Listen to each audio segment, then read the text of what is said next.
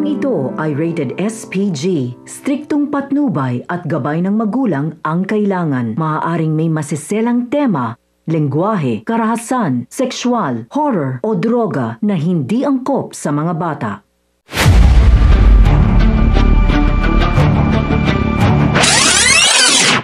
Mga kapamilya, matakasan man ni Ramon ang napakaraming kapulisan na siyang umahabol sa kanila ni David ay hindi pa rin dito natatapos ang kanyang suliranin dahil mapag-aalaman niya na nahuli ng kapulisan sina Edwin at ang grupo nito kung kaya't panibagong sakit sa ulo na naman ang dala nito sa kanya.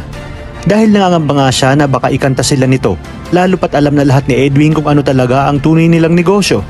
Kaya naman bago pa mahuli ang lahat ay agad siyang nagpatawag ng karagdagang backup kina Olga at Don Julio upang tambangan ang convoy na may dala kina Edwin bago pa man itutuluyang maihatid sa presinto.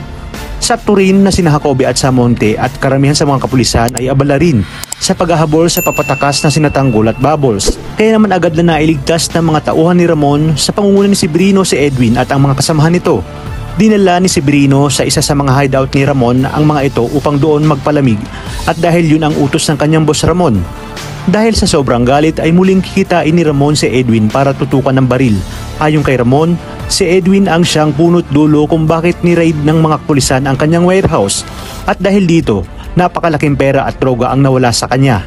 Sa kabilang banda, matagumpay ngang napaniwala ni David si Ramon na siya talaga ang tunay na anak nitong si Tanggol. Ngunit tila hindi naman siya makakaligtas dahil isang napakalaking ebidensya ang makikita sa ni-raid na warehouse ni Ramon kung saan naiwan niya ang kanyang ID.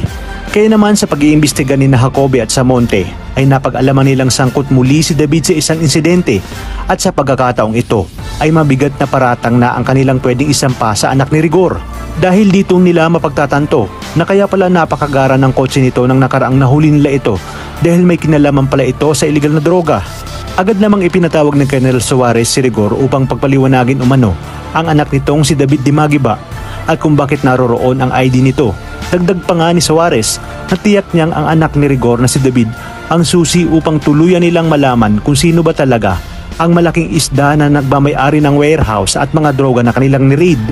Agad namang aalma si Rigor na hindi umano magagawa ni David ang mga paratang ni Samonte at Jacobe. Kung kaya dito na rin sinabi ni Samonte at Jacobe na minsan na nilang nahuli si David sa kayang isang mamahalin sasakyan. At kahit umano ilang taon pang magtrabaho si Rigor, tiyak na di kayang bilhin nito ang ganong klaseng sasakyan. Kaya malakas nga ang kutob nilang sangkot si David sa illegal na droga. Sa inyong palagay, magagawan pa kaya ni Olga ng paraan ang napakalaking gusot na kinasasangkutan ni David upang hindi tuluyang mabuko ang kanilang plano?